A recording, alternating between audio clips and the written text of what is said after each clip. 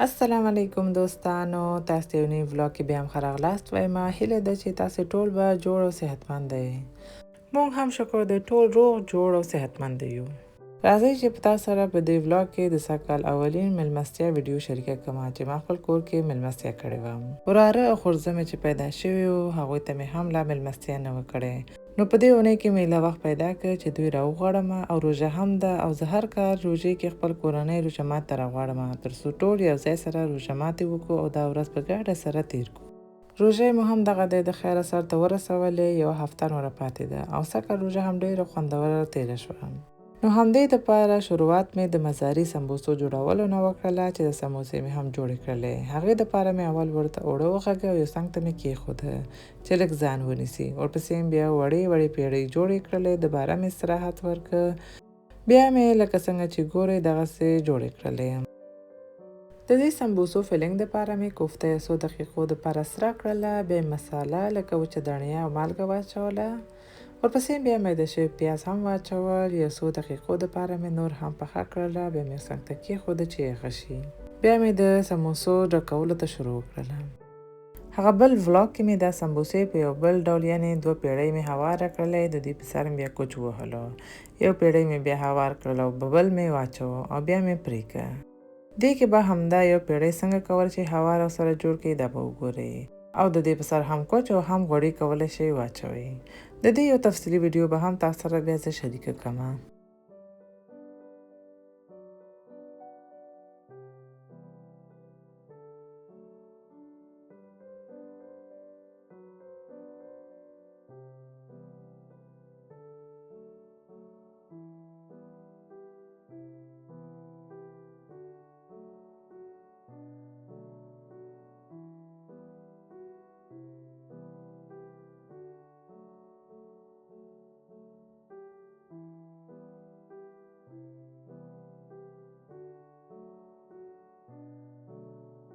ورپسې مې یو ورځ مخکې د میلمستیا نه د وریژو دپاره د ګازرو خلال هم جوړ کړ چې دا ټول نه ډېر وخت نیونکی کار دی. نو لورکۍ مې ځان سره کړله او زر زر مو ګازرې میده کړلې. دا اول ځل دی چې لورکۍ مې را سره مرسته وکړله او خلال یې جوړ کړ. همدې دپاره دا کار زر هم وشو. فقط نیم ساعتو کې مو 2 کیلو ګازرو خلال جوړ کړل. بیا مې نو کړاهي کې غوړي واچول او ګازرې مې سرې کړلې. د ګازرو سره کولو وخت کې زه لږه بوره هم په سر اچوم، دې سره بیا ښه خوند وباسي. د ګازرو خلال چې تیار شو بیا مې یو ډبي کې واچو، یخدان کې مې کېښوده. ورپسې نو افطار نه بعد یو څه ناڅه کاري مې هم خلاص کړ، لکه د میلمنو کوټه یعنې سالون مو هم پاک او آماده کړ. سالون کې مې د روژې په مناسبت پردو سره دغه برقونه هم ولګول چې ډېر ښایسته ښکارېده. ورپسې مې نو شروع وکړ چې خوږو کې رفایل او تیرامیسو هم جوړ کړم چې بغیر د خوږو هم نه کېږي. البته لږ ځلوبۍ مې بازار نه هم تیار اخیستې وې، ولې یو تیرامیسو مې هم تیار جوړ کړ. افطار نه بعد زما خپله ډېر زړه کېږي چې خوږو کې یو شی وخورم، نو ځکه عموما کور کې یو شی نه یو شی خو حتما وي. د دې خوږو دپاره مې اول کریم جوړ کړ. د کریم دپاره مې پیروی میده بوره په یو کاسه کې واچو او یو څو دقیقو دپاره مې مکسر سره ښه مکس کړ. بیا یې پکې 2 غټې قاشقې مسکپون کریم او د کوپرې یا ناریال یا هم کوکونټ چې انګلیش کې ورته وایي دې نه مې هم 2 غټې قاشقې پکې واچولې او دوباره مې مکسر سره مکس کړ چې دا کریم ټینګ شي او کنسیستنسي یې برابره شي.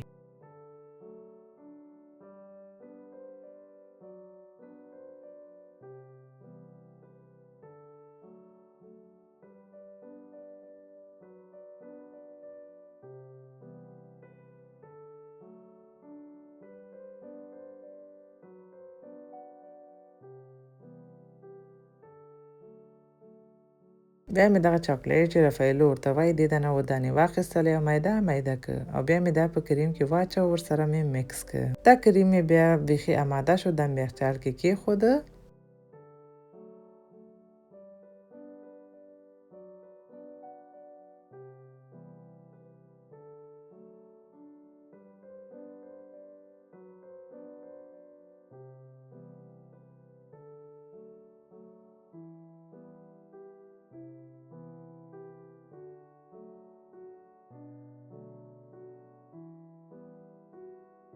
بیا مې د تیرامیسو دا خاص بسکټ چې لیډي فینګر ورته وایي دا مې واخیستل او یو بل لوښي کې مې شیدې هم واچولې. دا بسکټ مې بیا یو څو ثانیو دپاره پکې ډوب کړل او زر زر مې بیا وویستل او په دې شیشهیي لوښي کې مې قطار کېښودل.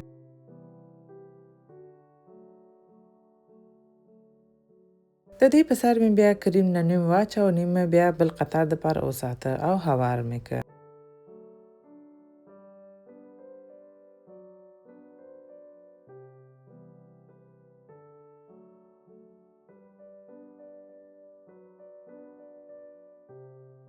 بیا مې د بسکټو یو بل قطار هم د کریم په سر جوړ کړ، دوباره مې بیا کریم پرې واچو او هوار مې کړ.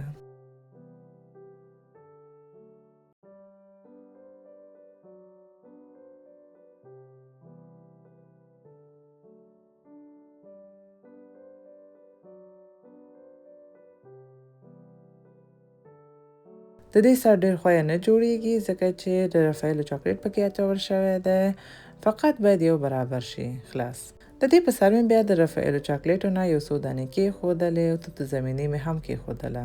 د دې په سر کولی شئ میده شوې کوپره هم واچوئ، ولې ما قصداً وانهچوله ځکه چې زما د پلار کوپره د کیکونو او خوږو په سر نه خوښیږي، نو همدې دپاره زه بیخي ترې تېره شوم او اصلاً مې پرې وانهچوم. بیا نو ډیزرټ هم تیار شو، دنه مې پلاستیک راتاو کړ او یخچال کې مې کېښوده. مخکې له دې چې دا استفاده شي باید تقریبا 6-7 ساعتو دپاره یخچال کې کېښودل شي او همدې دپاره زه عموماً شپې جوړوم او سهاره پورې هماسې پرېږدم.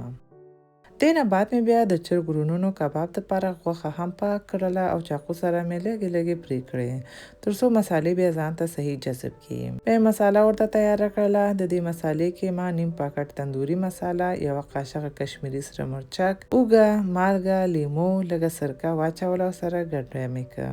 بیا مې د غوښې په سر واچو او غوښه مې ښه صحیح پکې اخته کړله. دې مسالې کې زه کله کله مستې هم اچوم، نو په دې ورځ مې هماغه ساعت مستې جوړې کړې وې او نور راسره نه وو، نو ځکه مې وانهچوله.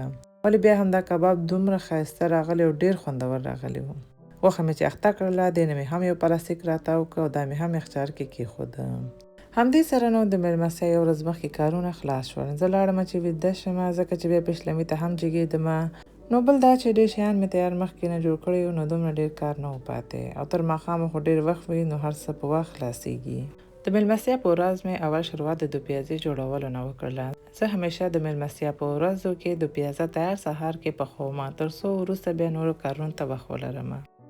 د 2 پیازې پخولو دپاره مې اول دیګ کې غوړي واچول، بیا مې غوښه او مالګه واچوله، دیګ مې ښه وښوروله، ورپسې مې بیا اوږه او لږه مسالهدار مرچک او کورکمن هم واچوم.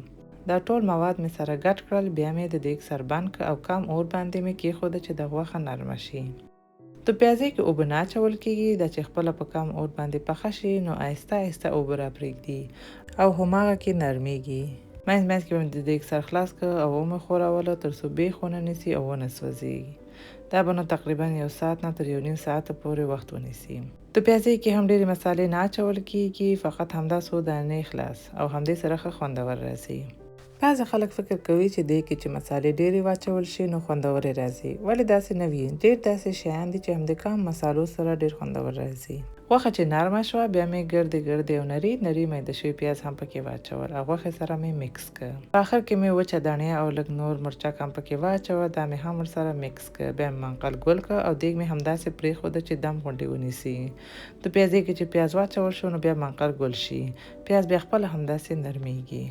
تر څو چې د پیازه پخېده نو زر زر مې وړو ماشومانو دپاره چې ډالۍ کې جامې او نور شیان اخیستي وو هغه مې هم د تحفې پلاستیک کې واچول. وراره او خورزه مې اول ځل راتلل، نو زموږ همدا رواج دی چې کله ماشوم یا هم ناوې اول ځل چا کور ته ځي نو جامې او نور شیان ورته ورکوي. هغه هم چې اول ځل چېرته ځي نو ځان سره یو شی وړي. د دوی دواړو ترڅنګ یو بل بیبي ګک هم اول ځل راتلو، نو هغې ته مې هم ډالۍ تیاره کړله. دوی ته مې 2 جوړې جامې، برجس، خولۍ، توشک، خوش کاغذونه او داسې نور شیان چې د ماشومانو ضرورت وي، دا ټول شیان مې د ډالۍ پلاستیک کې واچول او یو څنګ ته مې کېښوده. همدا کار بیا آخر کې انسان لاس پښې کوي، نو زه کوشش کوم چې هر څه مخکې نه تیار آماده کېږدم.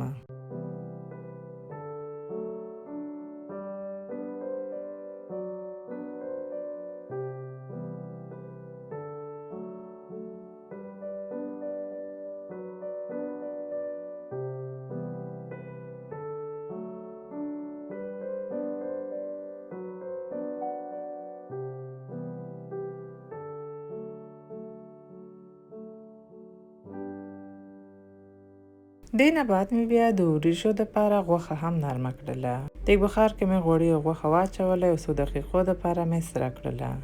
بیا مې پکې پیاز واچول او تقریبا 15 دقیقو دپاره مې همداسې سره کړله.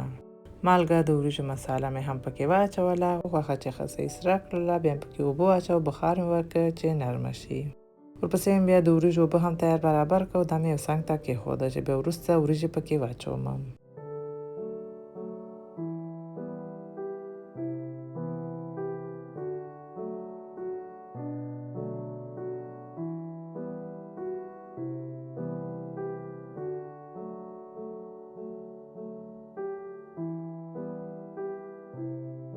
ورپسې مې د کباب غوښه هم یخچال نه وویستله. د دې په سر مې بیا غوړي واچول او دوباره مې سره ګډ کړ. بیا مې دا پتنوس باندې کېښودل او مسالې چې پاتې وې هغه مې هم پرې واچول او لږ نور غوړي مې هم پرې واچول. داش چې مې مخکې چالان کړی و هغه کې مې کېښوده او په 250 درجې سانتیګریډ باندې مې تقریبا یو نیم ساعت دپاره پخه کړ. غوښه چې یو طرف نه سره شوه، بیا مې په بل اړخ واړوه تر څو دواړو خواو نه ښه صحیح سره شي. تر هغې نه مورجانه مې هم مخکې راغله چې راسره مرسته وکړي. دوستانو، میندې نه تکرارېدونکې او د الله طرف نه یو ډېر غټ ډالۍ وي چې باید ډېر قدر یې وشي. که چا میندې وي نو ډېر احترام یې وکړئ او ویې نازوئ، ځکه چې دا د الله طرفه یو خاص ډالۍ دی انسان ته. او یو ځل که لاس نه لاړو، بیا په هیڅ وجه او په هیڅ رقم نشئ بېرته لاسته راوړئ.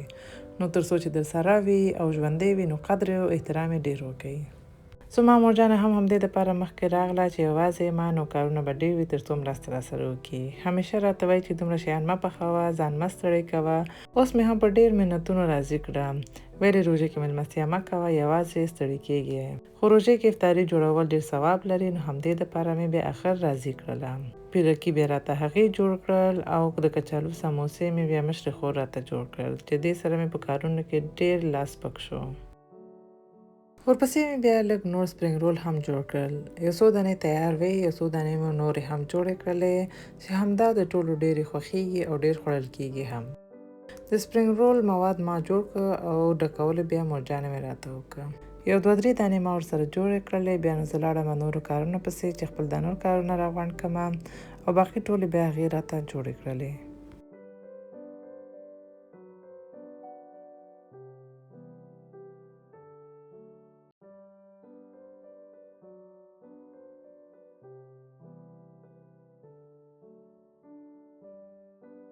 بیا مې د چرګ د غوښې د پف پیسټري چې روژې نه مخکې جوړې کړې وې او یخدان کې ایښې وې، دا مې بیا نیم ساعت مخکې یخدان نه وایستلې او د داش پتنوس باندې مې کېښودل.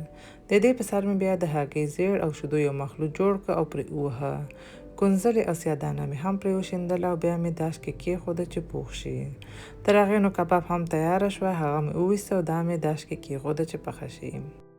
او کباب مې بیا غورې کې جوړ کړل. بیا مې سپرینګ رول هم سره کړل او نور شیان چې پاخه شوي وو دا مې هم ډوښې کې تیار اماده کړل.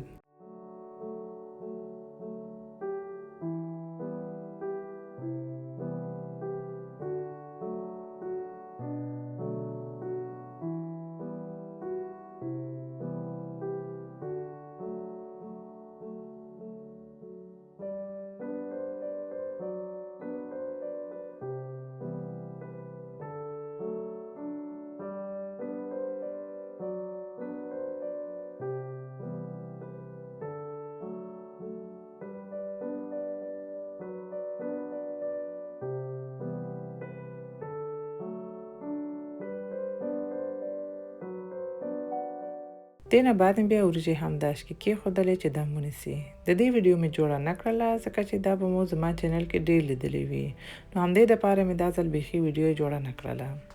دا چې روژه ده او سوپ ماننده شیان پکې ښه خوند کوي او ضرور هم وي، نو یو خوندور آش مې هم جوړ کړ. البته دا زما د لورګۍ په فرمایش و، هغه پر دې آش باندې بیخي مینه ده. که هره ورځ ورکړې بیا یې خوري، حتی لږ چې پاتې و هغې پشلمي کې هم وخوړله. د دې دپاره مې اول یو دیګ کې غوړي واچول او پرې مې ښوده چې ګرم شي. ورپسې بیا مکسر شوي پیاز پکې واچول او سره مې کړ چې لږ رنګ یې بدل شي. ورپسې بیا قوطي والا رومیان هم واچول، دا مې سره کړله چې ښه حل شي. بیا مې د آش دغه سبزي چې د آش په نوم کولی شي افغاني او ایراني دوکانونو نه واخلئ، دې نه مې تقریبا نیمې پیالې په اندازه پکې واچوه او قورمې سره مې مکس کړ. بیا مې پکې اوبه، جوش شوي لوبیا، نخود هم واچوله. د دیګ مالګه مساله مې برابره کړله. بیا مې آش هم پکې ور اضافه کړ، تقریبا یوې پیالې په اندازه تازه دڼیا مې هم واچوله. بیا مې تقریبا 10 دقیقو دپاره جوش کړ چې دا نرم شي. دا افغاني آش ډېر زر نرمیږي نو ډېر جوشولو ته اړتیا نه وي. همدا 10 دقیقې بیخي کافي وي. آش چې جوش شو بیا مې لوښي کې وویسته، په سر مې ورته لږ قرود او مستې سره ګډې کړلې او واچولې.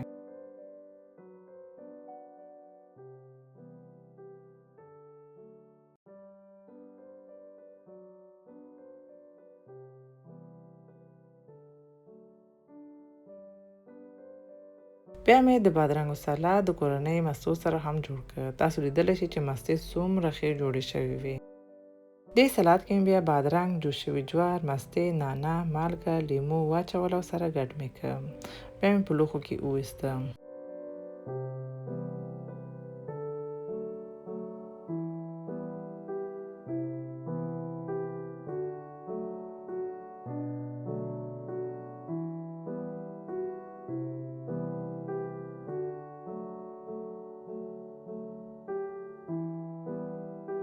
او پسې مې بیا زر هر څه وویستل. دسترخوان مو تر څو چې مونږ ډوډۍ ویستل نو ژوند ملګري مې او ورونه مې تیار اماده کړ. مقصد تاسو لیدلی شئ چې زموږ سړیان هم سلیقه کې ښځو نه کم نه دي. څومره ښایسته دسترخوان یې راته تیار کړ. بیا نو د افطار وخت شو، په ګډه سره مو افطار وکړ. بس الله دې قبول کړي.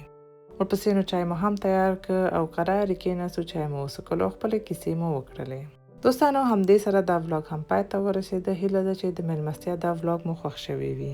که مو دا ولاګ خوښ شوی وي نو لایک یې کړئ، خپل دوستانو سره یې شریک کړئ. که زما چینل ته نوي راغلی یاست یا تاسو نه هیر شوي وي چې دا چینل سبسکرایب کړئ نو سبسکرایب هم کړئ. نور نو تاسو په پاک الله سپارم. ښه وخت ولرئ. الله پامان.